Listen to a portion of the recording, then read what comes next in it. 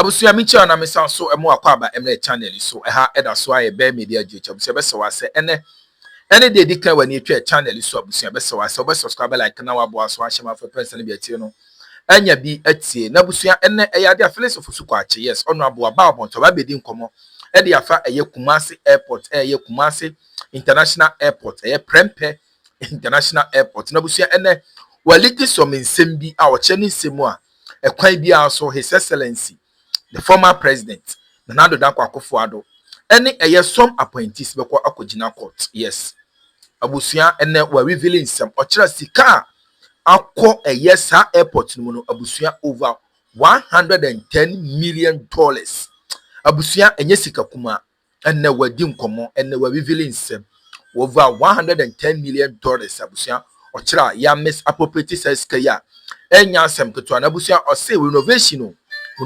and the sansom way na dia abusuya me mpese mekasa ebewa me mpese mekasa ebe ye tente pese yekọ na yetie nsem a odi atudwa na se wi a abusuya bomode ya say ebe kire ya adwen ewo eye comment section ha eda so aye be media gh this narrative has been introduced into our political discourse primarily by Bawumia and the MPP. What is that narrative? Where they intentionally attack government projects. They make a wild claim. Oh, this project has been inflated. They did it to rage UGMC. Look, they even used to say that Ethiopia had built 2 airports for $62 million. Why are we building Terminal 3 for $230 million? So it's inflated. Only to come to power and build the Prempeh, the terminal at the Prempeh Defense International Airport for over $110 million. Never mind that President Mama actually got the first tranche of the money and they got the second tranche. When you put it together, $110 million for the Prempeh, the first new terminal. So if indeed Ethiopia had actually built 2 airports for $62 million, why was the MPP building a terminal for 110? The difference is scope. Scope. If you go to Terminal 4 in the United Kingdom, Heathrow Airport, the cost of that terminal is more than Terminal 3, but they are both terminals. The difference in their size and scope. So if you do a simple analysis and say that, oh, there should be a standard cost per kilometer for every project done, I don't think that you are being fair. For instance, I have also found out that under the MPP, there were times when the cost per kilometer of a road was $10 million. There were times when it was $17 million. There were times when it was 60 million Ghana cedis. Times when it was 15 million. Times when it was 19 million. But you see, after you cannot say that merely because there are differences in this, then there is some wrongdoing. It depends on the terrain. In fact, even the same kinds of road, asphaltic road, if you do a road in Eke, for instance, at Abuenu, which is a rugged terrain, rocky, mountainous terrain, it certainly will cost you more than if you did it from Iguase through Amosima, because it is a relatively flatter terrain. You understand me? So merely dividing the cost of the project by the kilometer and concluding that some wrongdoing has gone on does not cut it. You need to look at what work they are doing in order to come to that conclusion. And especially in a situation where those making the claim do not provide alternative cost and show how they arrived at that cost, it becomes a bit problematic. So I think that the Fourth Estate could have made their case without some of these embellishments. But like I said, the president will look at the issues they've submitted. The president will call the roads minister to respond, compare the two, and then make a determination. But let me make it clear to you that President Mohamed preferred, indeed he said it, that competitive tendering is a preferred mode of awarding contracts. As I sit here, I received a memo from him about 3 weeks ago in relation to something that must be done in the state-owned media. He made it clear in that letter that the mode of procurement should be competitive. This, I can show that letter to you with his permission, of course. He made it clear, a directive from him. He hasn't encouraged anybody to do so, but when it is necessary, he himself said that we will limit it to when it is necessary. Nobody can say that the situation on Ofankor to Pokwasi could have been done through competitive tendering when there was manifest suffering and everybody was complaining because of the difficulty that was arising. So let me sum up by saying that we have enormous respect for the Fourth Estate. They've done a yeoman's job in the past. They continue to do that job. We are not hostile to them. We welcome their criticism. If they find anything they believe requires attention, they should draw government's attention to it. We will look at it quickly. But for all of us commentators, we need to stick to facts and not unnecessarily embellish them in order to achieve a certain desired objective. Well, Suleiman Abrahama has been listening to you. Sure. He's joining us right now. He's the Executive Director of the Media Foundation for West Africa, the parent organization of the Fourth Estate. Suleiman Abrahama, good morning. Hello, Sule. Yes, can you hear me? Good morning. I can hear you clearly. Thank you for joining us. And I got information, a speedy recovery to you, right? Thank you. Thank you for agreeing to talk to us this morning in the midst of it all. But you listened to Mr. Kwachu Fosu without prejudice to the outcome of the probe. That was quite clear. And then also the acknowledgement of your work. But then again, raised some issues regarding the work that had been done by you.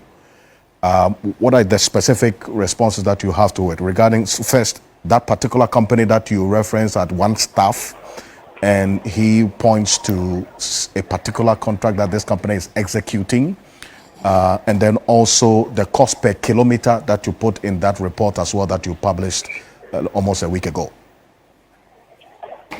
All right. Thank you very much, Alfred. Thank you to all colleagues who have taken keen interest in these national conversations. I think it is all good for us.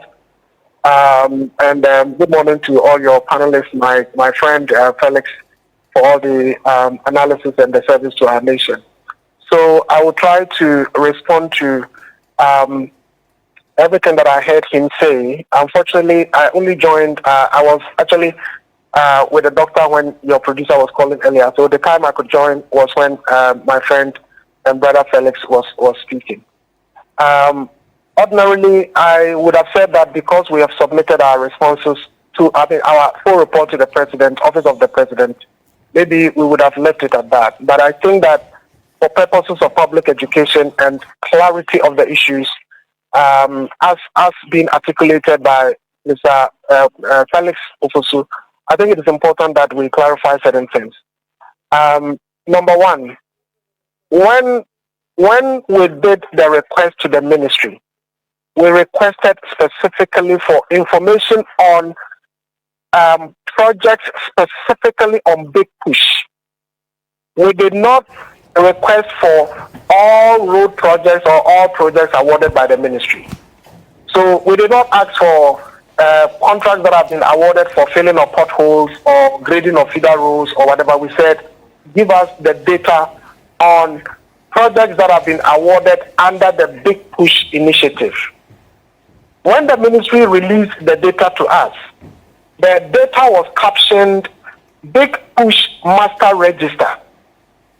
And it was clear that whatever projects that was being released to us or communicated to us were projects that were under the Big Push.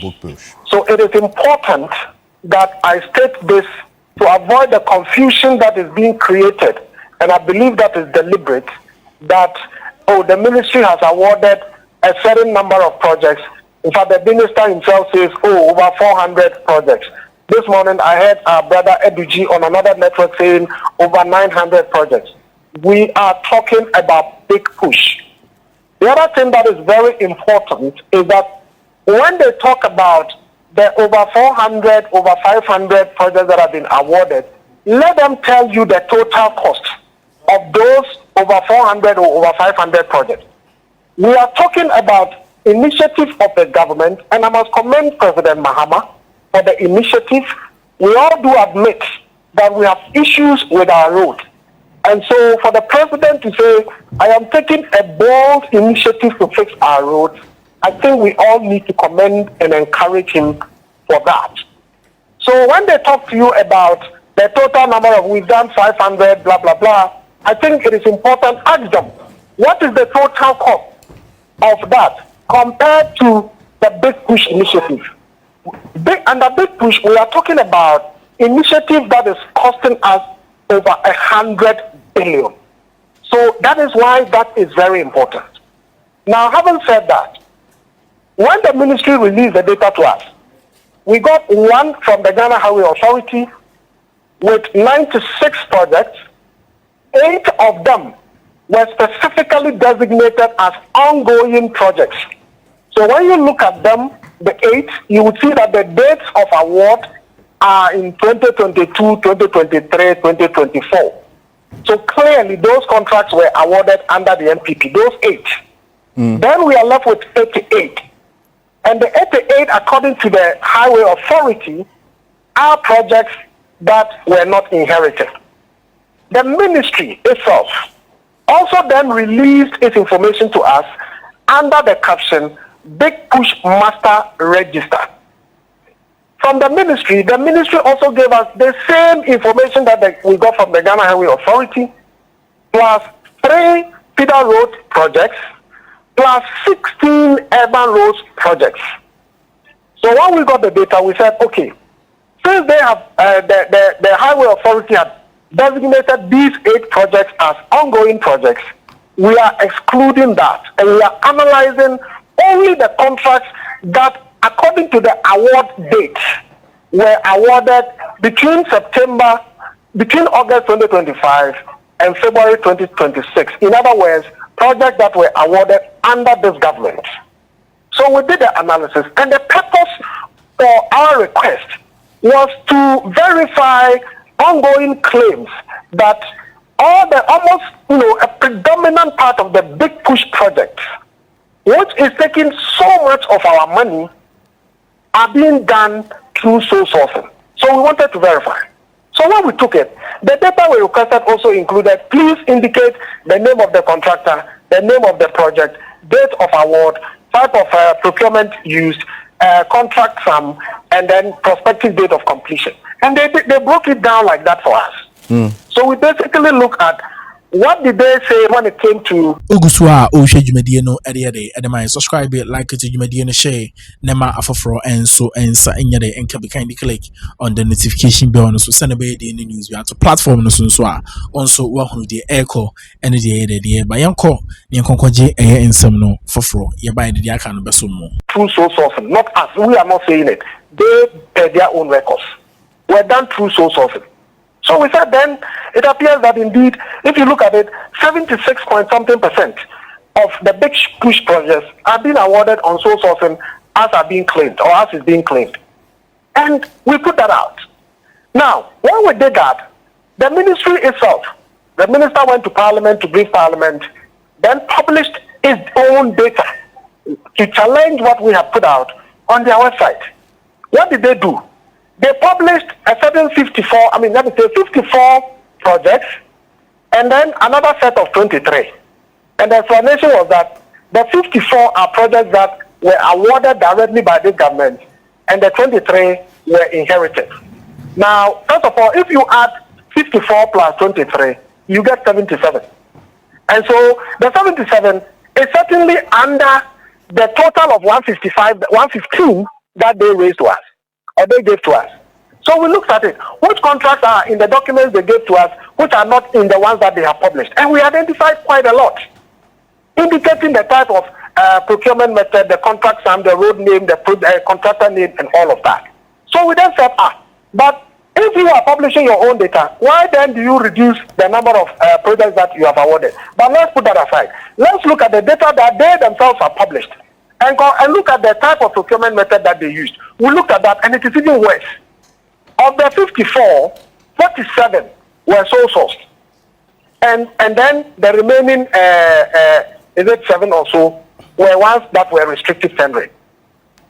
So we are not even talking about the 23 that they said they inherited. Again, when you look at the data that they themselves published, if you look at the 23, the date of award are mixed. Some of them 2022, 2023, some of them 2025. If you are telling us that you inherited these projects, then of course we should see that either all the dates the dates indicate that they were all awarded under the NPP, or if you novated all of them, then we should see all the awards being dated in 2025. So away from the mixture. So does it mean some were novated, some were left, and so on? So the ministry itself is confused. Now let me come to the other issue about the Peterson that my brother was talking about. Yes. Number one, we said that the Peterson was awarded in 2016 at a cost of 25.9 million euros. If you recall, there was a little bit of a controversy about that the Dupetasu road when Manasseh did his Ford gift thing. True. Because that was the road that contractor, Kanazoi, had done, the Burkina Bay contractor. The president went there, and during the commissioning, the president said that this is a project that Ghanaian contractors would have to come and learn from, and that there is no road in Ghana that is pleasing to the eye than the Dupetasu road. And my brother now is saying that was not asphalted. Who tells him that it was not asphalted? If it was not asphalted, why would the president say that Ghanaian people need to come and contractors need to come and learn how to do a road from here, and then the road is so pleasing to the eye? This was an asphalted road. Now You say it was an asphalted road. yes, you can Google it and read about it. And look at the road and look at what the president said at the time. Now we are saying it has been awarded more than twice the cost of the original construction for rehabilitation of the same road. Now, granted that we don't know the scope of works and so on and so forth. When we did our story, we said that, look, we have the commitment, a copy of the commitment authorization signed by the Minister of Finance. And it indicates that for the Dodopetaso Nkwanta rehabilitation project, it's supposed to be 683 million. But the ministry, the data they gave us, awarded the contract at 804 million, which is 120 million more than the commitment authorization figure that had been given. The next day, the minister comes out, uses his Twitter account to tell Ghanaians that they should disregard the information we are putting out that the Dopetaso has been awarded at 804, which is 120 million more than the actual figure in the commitment authorization. And that is misinformation that we are peddling. And then it was supported. Following the president's directive, the minister closed down the data that they had published. And now, later, maybe ostensibly for editing, later restores it, and you can go to the ministry's website and check. Later restores it, and when they restore it, the proposal is back to 804 million. So who was lying to the people of Ghana? Meanwhile, when the minister posted that they should disregard that figure on the website and edited the figure to 683, in line with what the minister has said and in line with the commitment authorization. But go and see what they have republished. If only they have not gone back to do what they do, which is to edit, you will see that the proposal is back to 804. And 804 at today's rate, or at the rate at the time that we were doing the story, was the over 63 million euros. And we are saying a road that was done, but the president even commended just 10 years ago. We are rehabilitating it, and it is costed more than twice the cost. I think that is quite curious.